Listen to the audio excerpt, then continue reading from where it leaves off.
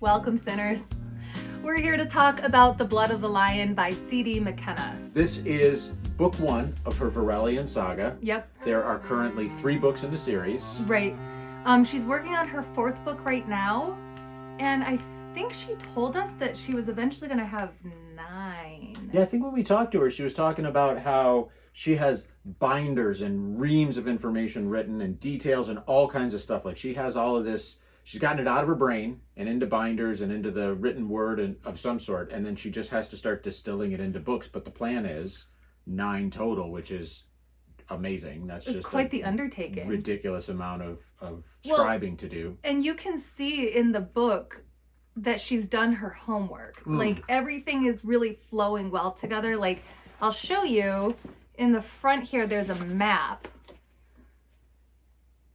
Make sure they can see it. Yeah. Yep. But it's got all the different places that the characters go, and I would imagine that might even expand as the series goes on. I would bet maybe it would have to expand. I mean, if she's got 9 books and reams of information already to help her put all that content into a fun narrative structure like she's done here with The Blood of the Lion, I think so. And then the other thing that's really cool is she has won many awards with this book, which is amazing. Can you read them, since I'm being the male model? Refusing to. No, I'm being the male model. Show us Blue Steel. What is That's like Jamie Lee Curtis movie? No, from Zoolander. Oh, He's like Blue Steel. Ben Stiller. Okay. Just the bane of existence, Ben Stiller. So she got the Reader's Favorite Book Award winner. She is the 5 Stars Reader's Favorite winner, and she's the award winner of the Book Fest. Yes.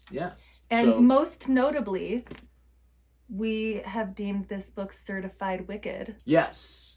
We're gonna eventually, I think, get stickers made with Sarah's face on it. It'll Not be certified, with my face on it. certified Sarah Wicked, or maybe like a giant goat's head or something like that. Just certified wicked, yeah, the goat's head with the splatter that we have as a logo. Yeah. That's what we should do. Yeah, this will be the triumphant award that CD has been waiting her entire writing career for. All authors, like Stephen King, keeps like pounding down our door, and we're like, listen, Stephen, it needs to be certified. We're like, hey, you drunk, get off our porch. Listen, lay off the coke. Yeah. And leave us alone. Probably, we're not. Yeah, we probably shouldn't be trashing Stephen King. He's a pretty prolific writer. So if Stephen King wanted a certified wicked award, we could find a way to make it happen. Work that. We could pencil him in. So, but we're not here to talk about him, obviously. No. We are here to talk about CD and her book, The Blood of the Lion. So, and a little bit of background. So, CD is also, while being an amazing author, is also a paranormal investigator.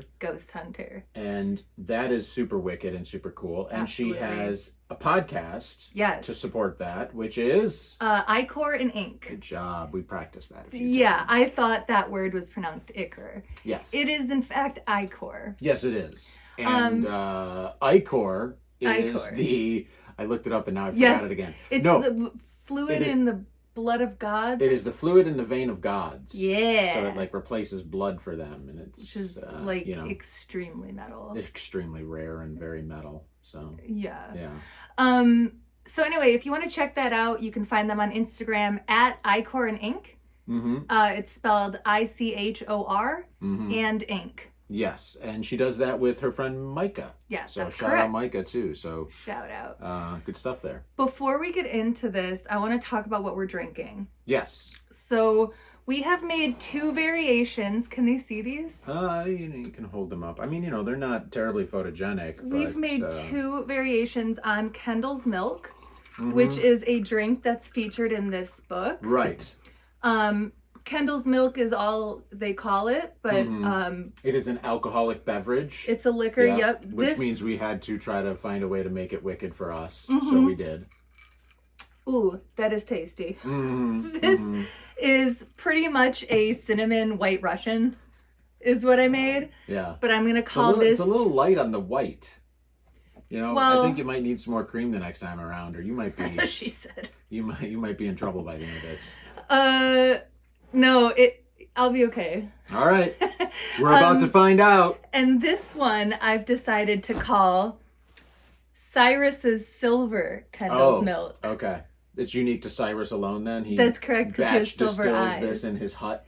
Well, it's probably seasonal. Oh, sure. It's like only Sure. around like Christmas, holidays you can get it. Yeah. I actually probably should have put a little bit of nutmeg on this. So this book is described as a dark, epic, high fantasy. Yes, which you are not traditionally a fan of. That's this is not right. really, you wouldn't normally find this on your bookshelf, I don't think. No, and it was interesting because when we got this book, originally you were very excited to read it. I still am very excited. Yeah. I just have to find the damn time. Yeah, Greg is very busy with work. We're actually very grateful to him for having time to do Wicked Words. Praise be to work. Well, you know. Yeah. But I'm not really much of a fantasy girly. I'm more of like a hardcore horror fan. So I don't want to say I wasn't excited to read this, but It's not something you would normally pick up quickly. it's not something I would normally pick up. And it's kind of a treat to read something you wouldn't normally read to get an idea of kind of like, is this something I want to venture into more of? Yeah. And I think, spoiler alert. Well, I want to read the next book in the series. Right. I don't know if I've become a fantasy girly because Right. of it. You're not going to sit and watch Game of Thrones with me anytime No, soon? I'm or sorry. House of the Dragon? I'm sorry. That's fine. It's my own personal time on Sunday nights Yeah, anyways. exactly.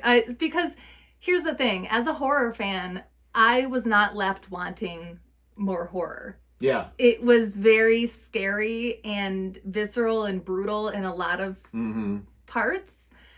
So we can kind of get into that. This is the first of, like you said, the Vorelian Saga, the series. Yep. The next two are... The Mark of the Damned.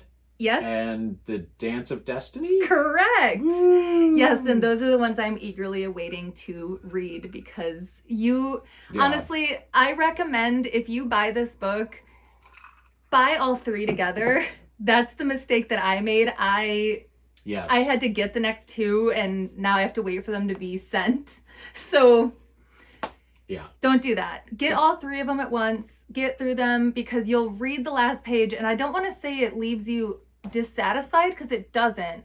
But like any start to a good series, right, it gives you enough information to make you go, okay, I know all the backstories. Let's get into it. Right. We talked a little bit about it as if it was like a episodic television show, right? Like you have seasons of television, and this is like the first season of a show, and it's spectacular from beginning to end, and then you get to the end, and they wrap up a lot of the narrative tendrils really well and really nicely, but then other things are set in motion or other things are left lingering that can be, tackled in the next book and then expanded upon, and the world will continue to grow for CD and the Vorelian Saga and the books that follow. Where can people find CD and where can they get her book? Okay, so you can find CD herself on Instagram at CD McKenna 1, the number 1. Yes. Or at the Vorelian Saga, and it's spelled Vorelian, Vorelian Saga. And she also has a website, I believe. She does, and it's by the same name, thevoreliansaga.com. All one word, no dashes, no spaces. Okay. And that's where you can buy all three of these books at once, which I recommend highly. Awesome. Okay, so let's get into it. Yep. I'm not going to read the whole of the back because the book, as you've told me, is kind of set in motion by 3 characters from beginning to end. And the back talks a little bit about each character, but instead of letting the book do it, I'm going to let you do that. But I do want to read just a couple little lines off the back that I like. So it starts with, "Destiny is irrefutable," which sounds like a solid promise for anything. Sara, sorry. No, not you. That's okay. Sara, Moray, and Cyrus all have something in common: death. Everyone has a destiny. No one can be trusted, not even the gods. Duh. Gods suck. They're assholes. Yes. Yeah. And actually, this is something I didn't realize until later when I looked at the back of the book after reading it. That is a theme through the whole book. Because, like you were saying, like there's these 3 main characters. They all have their own kind of journey that's happening. But one of the threads that follows through the whole book is that they are vengeful and hateful towards the gods for different reasons. So talk to me first about Sara then. What's Sara's arc? What's she doing in the book? What's her gambit? So Sara, she is on the run, and she has come into possession of a blade that is very important. I think it's called the Demon Killer Blade. You keep going. I'm going to look because I think it's on the back of the, I think it back is. of the book here. Yeah, and The so Demon Killer. yes, that's right. They only mention it 400 times in the book, so I don't know why I. But it's responsible for the Vorelian massacre. Right. And my apologies in advance if I'm murdering the pronunciation of these. Please, let me know and I will issue a written apology. What's funny is, like, after reading the book, I'm like, it's pronounced Moray. Yeah. Like, I think I know, but it's like when I was a kid, I read Harry Potter and I thought his friend, who's a female's name, was Hermione, and it's Hermione. Yeah. And I was like, this is not correct. It's Hermione. How would you know, though? See? So, who knows? Maybe I've been pronouncing their names wrong, but I call her, yeah. So, Sara. Sara has gotten in possession of the Demon Killer Blade, and it is a very powerful blade, and there are a lot of people that want it because just essentially it plays a big role in lore that they have lived through. Like, it's legendary, you know? And she has become friends with two individuals named Drill and Carr. Oh, okay. So I'm not sure if you pronounce his name Dryl, because it's spelled Dryl. Okay. But Drill and Carr, I think, are their names. And so those guys are from the Soul Realm, right, which is like Hades. Okay. So those two guys and Sara are all on the run, and they've kind of become friends, and they're traveling together. Right. So that's what I'll say for Sara. Cyrus's storyline kind of reminds me of The Hobbit. He is what's called a dragon rider. And he can speak telepathically to his dragon, whose name is Sozar, which is really fun. And it actually kind of reminds me of... what's that guy's name from the Neverending Story? Atreyu or Falcor? Oh, Falcor. Falcor, the giant, well, Falcor and Atreyu. The giant flying dog-ish thing. The, like, dragon dog, whatever it is. Yeah, so that is kind of how Cyrus is. Like, he talks to Sozar.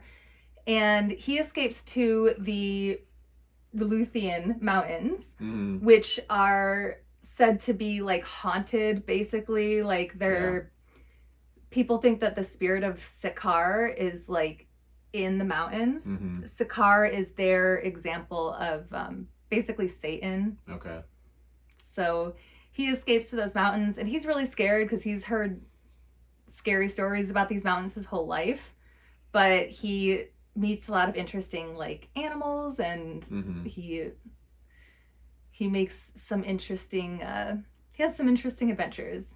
It sounds like so far with just Sara and Cyrus that it's are they like hero's journeys kind of process of them going through and doing all this kind of stuff? Exactly. And it's like that with Moray as well. So it's they all have a clear arc, but they're all separate stories that are existing at the same time, but are not quite interwoven yet. I love Moray. He is a really interesting character because he is a really good guy. He is the king of, like, a nation, but he is cursed. And without giving away what the curse is or how it happens to him, I can tell you that he ends up in an unfair situation. And ultimately is cursed.